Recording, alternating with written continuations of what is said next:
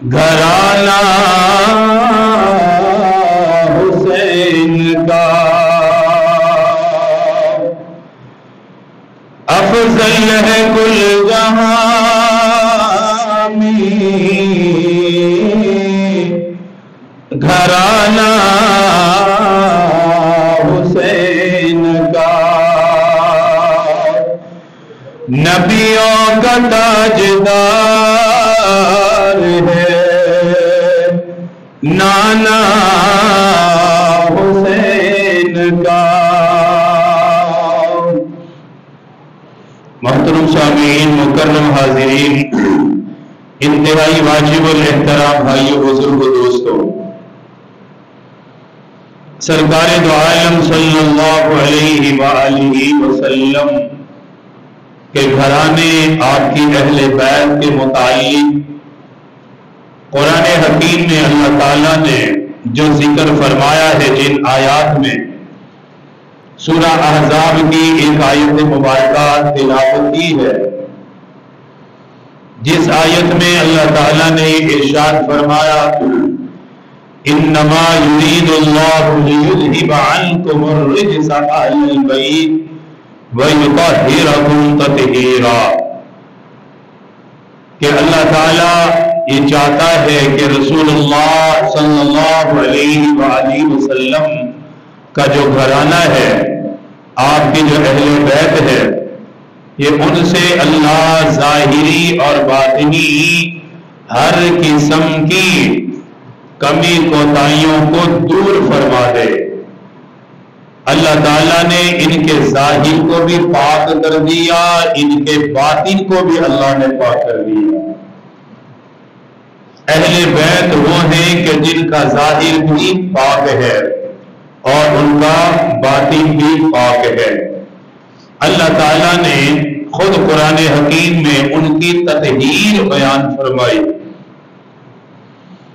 رسول اللہ صلی اللہ علیہ وآلہ وسلم نے بے شمار احادیث میں اپنی اہل بیت کا ذکر فرمایا، پھر اہل بیت کے حقوق کا ذکر کیا کہ میری اہل بیت کا حق ادا کرنا ہے۔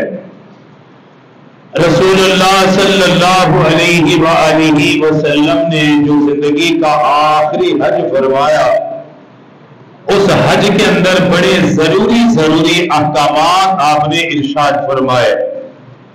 اسی حج کے خطبات میں سے ایک خطبہ آپ نے اہل بیت کے طور پر بیان فرمایا۔ اہل بیت کا ذکر کیا، فرمایا لوگوں دو چیزیں ہیں جو میں تمہارے اندر چھوڑ کر جا رہا ہوں، اگر ان کو مضبوطی سے تھامے رکھو گے، ان کے ساتھ مضبوطی سے جڑے رہو گے تو تم ہر قسم کی گمراہی سے محفوظ رہو گے۔ ان دو چیزوں میں آپ نے پہلے نمبر پر اللہ کے قرآن کا ذکر کیا۔ اللہ کا قرآن ہے، فرمایا جو اس کے ساتھ جڑا رہے گا، جس کا تعلق اس سے بنا رہے گا، وہ کبھی بھٹکے گا نہیں، گمراہ نہیں ہوگا۔ قرآن کی برکت سے اس کا ایمان محفوظ رہے گا۔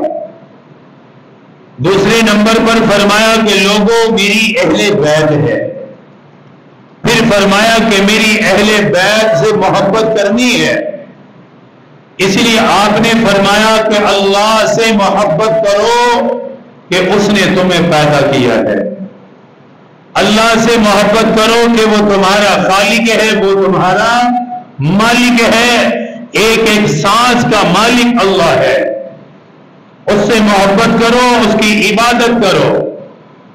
فرمایا پھر میں نے اللہ کا پیغام تم تک پہنچایا، اللہ کی محبت کی وجہ سے مجھ سے محبت کرو۔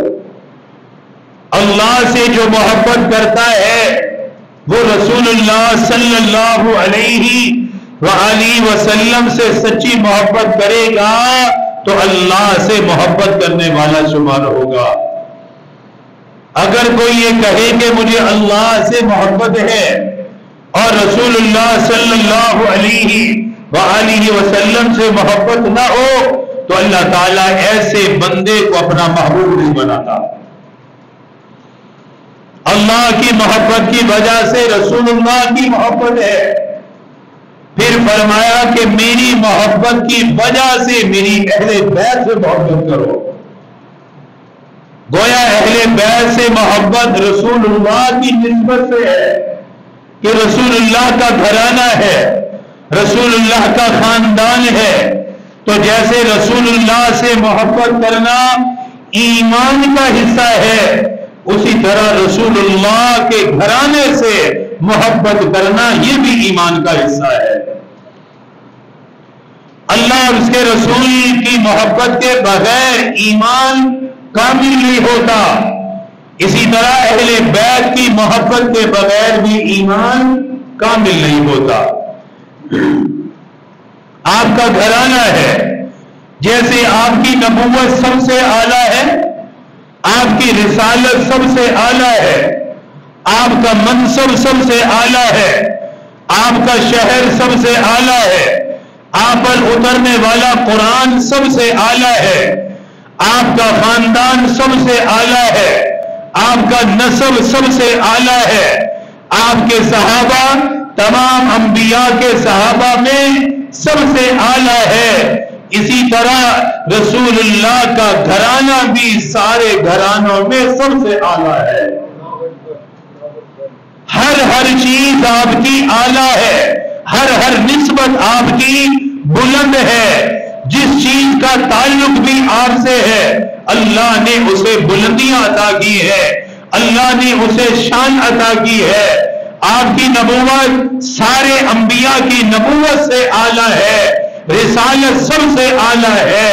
اسی طرح آپ کا خاندان, آپ کی آل اولاد, آپ کی ازواج, آپ کی بیٹیاں, آپ کے بیٹے, آپ کے نواسی, آپ کی نواسیاں, آپ کے داماد, آپ کا پورا گھرانہ اللہ نے اسے سارے خاندانوں میں سب سے اعلیٰ خاندان بنایا ہے.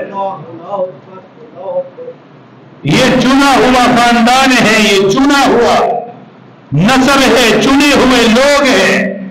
اس لیے ان سے محبت کرنا رسول اللہ سے محبت کرنا ہے. پھر اہل بیت میں حضرت علی المرتضی رضی اللہ تعالی عنہ اور سیدہ فاطمہ رضی اللہ تعالی عنہا وہ سر فہرست ہیں. چونکہ آپ کی آگے جو نسب ہے, آپ کی آگے جو اولاد اور سلسلے ہیں, اللہ تعالیٰ نے وہ انہی سے آگے چلایا ہے. آپ کی بیٹی حضرت فاطمہ سے آپ کا نسب اور آپ کا سلسلہ آگے بڑھا ہے. اس لیے آپ کو حضرت علی المرتضی رضی اللہ تعالی عنہ سے بھی بہت محبت تھی اور حضرت فاطمہ رضی اللہ تعالی عنہا سے بھی بہت محبت تھی. دونوں سے پیار کرتے تھے اور دونوں سے رسول اللہ صلی اللہ علیہ وآلہ وسلم کس قدر محبت کرتے تھے وہ آپ ان احادیث سے اندازہ لگائیں گے. رسول اللہ صلی اللہ علیہ وآلہ وسلم نے جب ہجرت کا ارادہ فرمایا, ہجرت والی رات, اس وقت حجرے میں آپ کے ساتھ سیدنا علی المرتضی شیر خدا موجود تھے. آپ نے فرمایا علی مجھے ہجرت کا حکم مل گیا ہے, اس لیے میں آج رات ہجرت کر جاؤں گا, میں یہاں سے چلا جاؤں گا. امام الانبیاء تاجدار مدینہ صلی اللہ تعالی علیہ وآلہ وسلم نے ہجرت والی رات حضرت علی المرتضی شیر خدا رضی اللہ تعالی عنہ سے فرمایا علی آج رات مجھے ہجرت کا حکم مل گیا ہے, میں ابو بکر کے ساتھ ہجرت پہ چلا جاؤں گا. مدینہ پاک ہجرت کرنے کا حکم ملا ہے, صحابہ اکرام مدینہ پاک ہجرت کر کے جا چکے ہیں. فرمایا آج رات میں بھی ہجرت کر کے چلا جاؤں گا. فرمایا اے علی آج رات تو میرے بستر پر گزارے گا, نبوت والے بستر پر تیری رات گزرے گی, نبوت والی چادر اپنے اوپر لے کے تو آرام کرے گا. نبیوں کے نبی امام الانبیاء نے اپنے بستر پر حضرت علی کو لٹایا, آپ نے اپنی چادر انہیں عطا فرمائی. فرمایا علی آج کی رات بھی میرے بستر پہ گزارنا اور یہ میری چادر لے کر تو نے رات گزارنی ہے. پھر آپ نے امانتیں ان کے حوالے فرمائی. فرمایا علی میرے جانے کے بعد یہ امانتیں ان لوگوں تک پہنچا دینا جن جن کی امانتیں ہیں, جن جن کے یہ رقم ہے, ان کے حوالے کر کے مدینہ آ جانا. رسول اللہ صلی اللہ علیہ وسلم نے اپنا بستر بھی حضرت علی کو دیا, امانتیں بھی حضرت علی کو عطا فرمائی. فرمائیے امانتیں لوگوں کو دینے کے بعد مدینہ پاک آ جانا. پھر جب حضرت علی المرتضی ہجرت کر کے مدینہ پاک آ گئے, آپ نے لوگوں کے درمیان مواخات قائم فرمائے, آپ نے بھائی چارہ قائم فرمایا. چونکہ صحابہ کرام ہجرت کر کے آنے والے, کوئی مکہ سے ہجرت کر کے آیا, کوئی یمن سے ہجرت کر کے آیا, کوئی شام سے ہجرت کر کے آیا, اپنے خاندان کو چھوڑا, اللہ کے لیے مدینہ پاک میں آ کر رہنے لگے. اپنے اہل خانہ کو چھوڑا, اللہ کے لیے مدینہ پاک میں رہنے لگے. بھائی بھی دور ہو گئی, بہنیں بھی دور ہو گئی, خاندان بھی پیچھے رہ گیا. اس لیے دکھ اور سکھ میں شریک کرنے کے لیے میرے آقا نے صحابہ کے اندر بھائی چارہ قائم فرما دیا. ایک مہاجر کو لگایا, ساتھ ایک انصار کو جوڑ دیا. فرمایا تم نے ایک دوسرے کا خیال کرنا ہے, ایک دوسرے کی بیماری کا خیال کرنا, ایک دوسرے کے آرام کا خیال کرنا, ایک دوسرے کی ضروریات کا خیال کرنا. تمام صحابہ اکرام کے درمیان آپ نے بھائی چارہ قائم فرمایا. بھائی چارہ قائم کرنے کے بعد نبیوں کے نبی امام الانبیاء تشریف فرما. تھوڑی سی دیر کے بعد حضرت علی المرتضی تشریف لائے, شیر خدا تشریف لے آئے, آپ کے داماد تشریف لے آئے, فاتح خیبر تشریف لایا. امام الانبیاء کی نظر پڑی, تاجدار مدینہ نے حضرت علی کے چہرے کو دیکھا, چہرے پہ غم کے آثار دیکھے, چہرے پہ پریشانی نظر آئی. فرمایا علی کیا ہوا, کیا مکہ یاد آ رہا ہے یا مکے والے لوگ یاد آ رہے ہیں؟ تیرے چہرے پہ پریشانی لگ رہی ہے, غم زدہ لگ رہا ہے, آنکھوں سے آنسو برسنے لگے. عرض کیا آقا نہ مکے والے یاد آ رہے ہیں, جب آپ موجود ہو پھر کوئی اور یاد نہیں آتا, پھر کسی اور کی ضرورت نہیں ہے. فرمایا علی پھر رونے کی وجہ کیا ہے, پریشان ہونے کی وجہ کیا ہے؟ عرض کرنے لگے یا رسول اللہ آپ نے صحابہ کے درمیان بھائی چارہ قائم فرمایا, ایک مہاجر ایک انصار دونوں کو بھائی بھائی بنا دیا, لیکن مجھے کسی انصاری کا بھائی نہیں بنایا, میرے درمیان کوئی رشتہ قائم نہیں کیا, مجھے کسی انصاری کے ساتھ نہیں جوڑا, میں تو اکیلا رہ گیا. کیا آپ مجھے بھول گئے ہیں؟ اللہ کے نبی مسکرانے لگے. فرمایا علی انت اخی فی الدنیا والآخرہ. فرمایا اے علی ان کو تو میں نے دنیا کے لحاظ سے بھائی بنایا ہے, جب تک زندہ ہے بھائی بھائی بن کے رہیں گے, دنیا سے جانے کے بعد یہ رشتہ ختم ہو جائے گا, یہ بھائی چارہ بھی ختم ہو جائے گا. فرمایا اے علی یاد رکھنا انت اخی فی الدنیا والآخرہ. فرمایا اے علی تو دنیا میں بھی میرا بھائی ہے, آخرت میں بھی مجھ محمد کا بھائی ہے. میں نے تجھے دوسروں کے ساتھ اس لیے نہیں جوڑا کیونکہ تو میرا بھائی ہے, میں تجھے اپنے ساتھ رکھوں گا. پر میں دوسروں کے درمیان میں نے بھائی چارہ قائم کر دیا ہے, لیکن تو میرا بھائی بن کے رہے گا, دنیا میں بھی میرا بھائی رہے گا, آخرت میں بھی میرا بھائی رہے گا. فرمایا یہ رشتہ آخرت میں بھی قائم رہے گا. اتنی حضرت علی سے محبت کیا کرتے تھے, حضرت علی المرتضی سے پیار کیا کرتے تھے. خیبر کا موقع ہے. کئی ہفتے گزر گئے، خیبر پتہ نہیں ہو رہا. یہودی مسلسل حملہ کرتے رہے. اپنے قلعوں کے اندر جانے کے بعد صحابہ پر تیر چلاتے رہے. قلعہ فتح کرنے میں مشقت ہونے لگی، وقت بڑھنے لگا. آپ نے فرمایا میرے صحابہ کل میں اپنے اس جانی سار کو جھنڈا دوں گا، اس کے ہاتھ میں علم آئے گا، اللہ اس کی برکت سے ہمیں فتح عطا کر دے گا. خیبر فتح ہو جائے گا، یہ قلعے فتح ہو جائیں گے، ساری یہودیت مغلوب ہوگی، مسلمان کل کو غالب آ جائیں گے. فرمایا کل میں جھنڈا ایک مرد مجاہد کو دوں گا، اس کی علامت یہ ہے آپ نے نام لے کے نہیں بتایا کہ فلاں کو دوں گا، آپ نے صرف اتنا فرمایا اور لوگوں کل میں جھنڈا اسے دوں گا جو اللہ اور اس کے رسول سے محبت کرتا ہے. فرمایا اور اللہ اور اس کے رسول جن سے محبت کرتے ہیں کل جھنڈا اسے ملے گا. حضرت ابو بکر صدیق رضی اللہ تعالیٰ عنہ فرماتے ہیں زندگی میں کبھی حسرت نہیں ہوئی، لیکن اس دن مجھے بھی حسرت ہونے لگی، کاش یہ جھنڈا مجھے مل جائے. حضرت ابو بکر صدیق آرزو کرنے والے، سیدنا فاروق اعظم آرزو کرنے والے، حضرت عثمان غنی آرزو کرنے والے، حضرت عباس بھی آرزو کرنے والے. اگلے دن آپ نے مجمع میں نظر دوڑائی، مجمع میں دیکھنے کے بعد فرمایا میرے صحابہ ابو بکر نظر آ رہا ہے، فاروق اعظم نظر آ رہا ہے، عثمان غنی نظر آ رہا ہے، دوسرے صحابہ نظر آ رہے ہیں، مگر میرا داماد علی مرتضی نظر نہیں آ رہا. علی مرتضی مجمع میں کیوں نہیں ہے؟ صحابہ نے رض کیا کہا ان کی آنکھوں کے اندر تکلیف ہے، آنکھ کے اندر درد ہو رہا ہے جس کی وجہ سے خیمے میں آرام کر رہے ہیں. میرے آقا نے فرمایا اور لوگوں جاؤ علی کو جا کے میرا پیغام دو، علی کو جا کے بتاؤ اے علی نبیوں کے نبی امام الانبیاء نے تجھے یاد کیا ہے.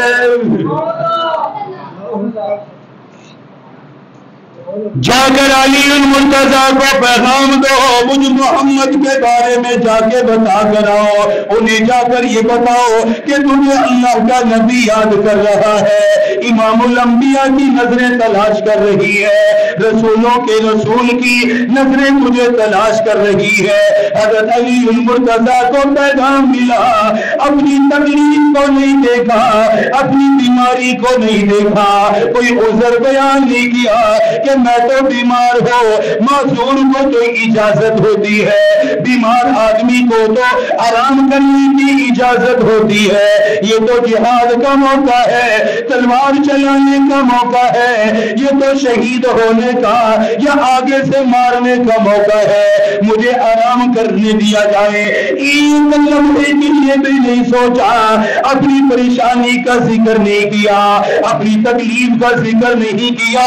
رسول اللہ کا پیغام ملا، فوراً اللہ کے نبی کی بارگاہ میں حاضر ہو گئے، حاضر ہو کے عرض کرنے لگے لبیک و سعدیک یا رسول اللہ، یا رسول اللہ یہ تو میری خوش نصیبی ہے، نبیوں کے نبی نے مجھے یاد کروایا. یا رسول اللہ صلی اللہ علیہ وسلم میں حاضر، بتائیے کیا حکم ہے؟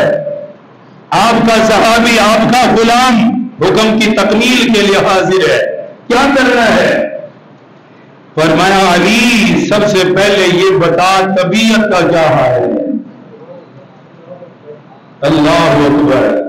اولاد سے ماں طبیعت کا پوچھے تو سرور آتا ہے، کیونکہ اس کے پوچھنے میں ایک عجیب سی محبت ہوتی ہے.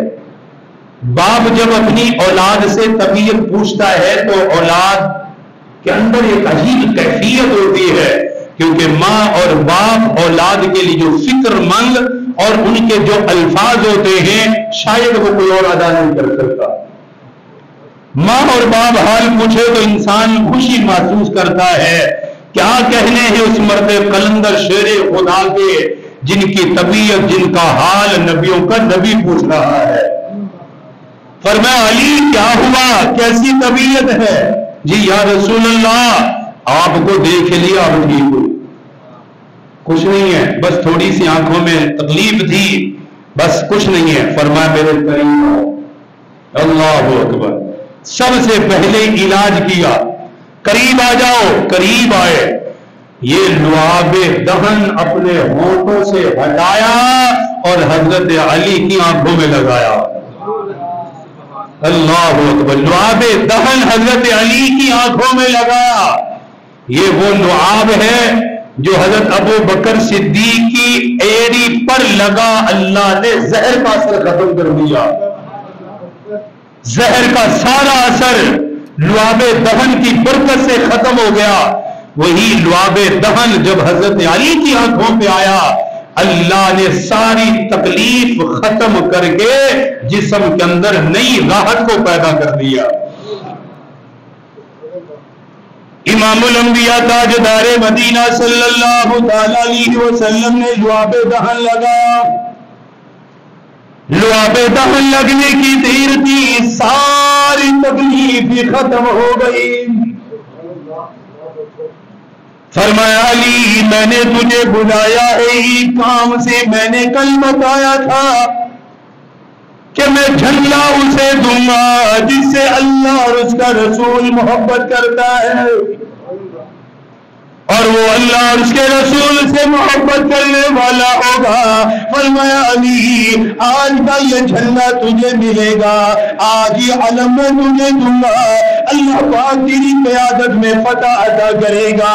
جاؤ جا کے حملہ کرو، جاؤ جا کے قلعوں کو فتح کرو، جاؤ خیبر کو جا کے فتح کرو۔ حضرات صحابہ کرام کو فرمایا اور صحابہ آج کا جھنڈا علی مرتضیٰ کے پاس رہے گا، ان کی قیادت میں رہے گا، جیسے یہ کہیں کرتے جانا۔